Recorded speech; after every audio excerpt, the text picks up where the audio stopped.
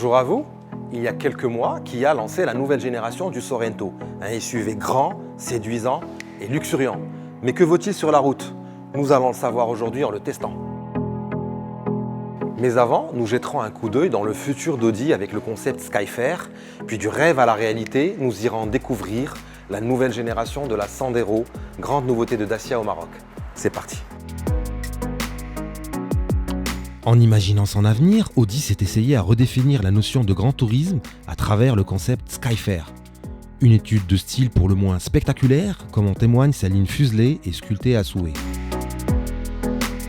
Doté de 2 portes à ouverture antagonistes, ce véhicule étonne d'abord par sa signature lumineuse, paramétrable à volonté, sur une carrosserie criblée de diodes à l'avant comme à l'arrière. Ce qui impressionne encore plus, c'est son châssis à empattement modulable sur 25 cm, le faisant passer d'un roadster sportif de 4,94 m à un véhicule de grand tourisme de 5,19 m. L'intérieur se veut tout aussi avant-gardiste, avec une planche de bord intégralement numérique et interactive, dont le volant et les commandes s'escamotent pour faire basculer l'engin en véhicule à conduite autonome de niveau 4. Enfin, on s'en doutait bien, une auto aussi futuriste recourt à une propulsion 100% électrique, forte d'un moteur de 465 kW et d'une autonomie annoncée à plus de 500 km. L'histoire nous dira si ce concept sera produit un jour ou préfigurera un futur modèle de la marque Osano. En attendant, son principal objectif est de nous faire rêver.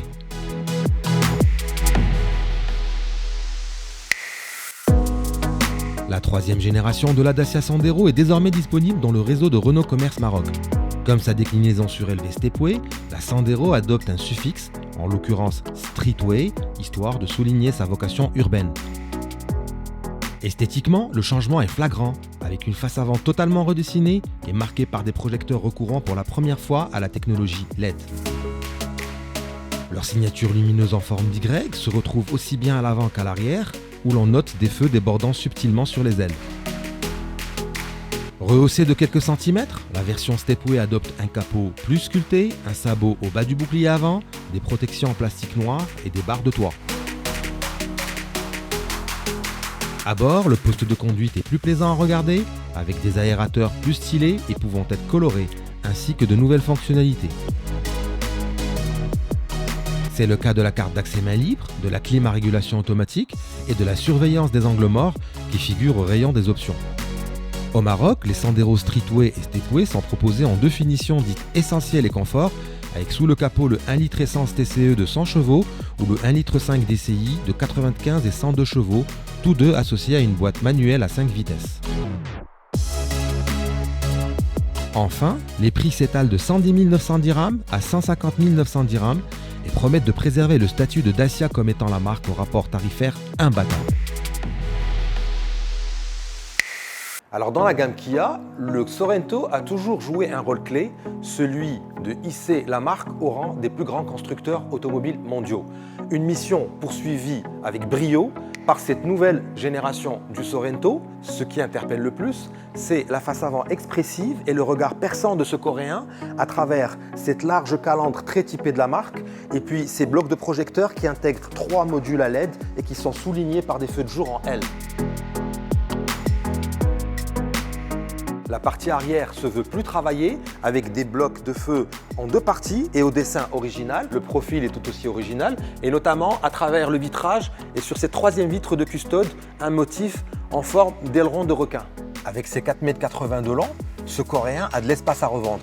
Du coup, il s'offre toujours un habitacle à cette place. Mais dans ce cas, il faudra se contenter d'un coffre de 200 litres. Fort heureusement, en passant en mode 5 places, le volume atteint plus de 600 litres.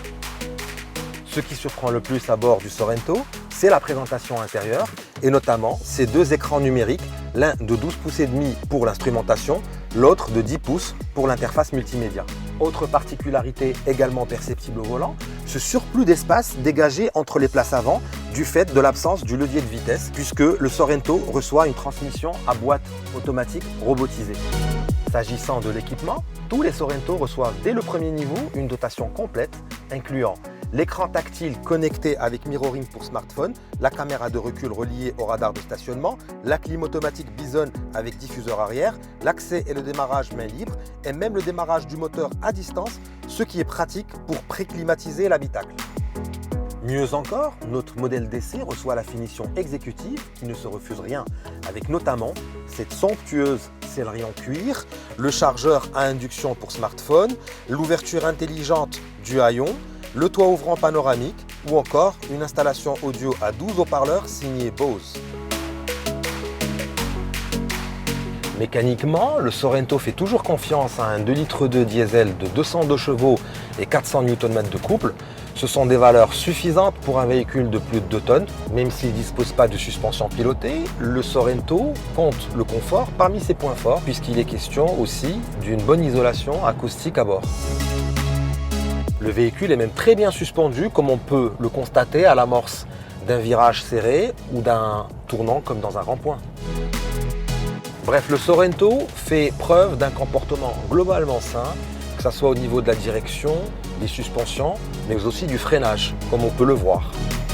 Enfin, énième qualité, comptez moins de 6 litres au 100 km en consommation mixte pour ce véhicule et moins de 500 000 dirhams pour cette version exécutive qui, comme tous les autres Kia, profite d'une garantie de 5 ans.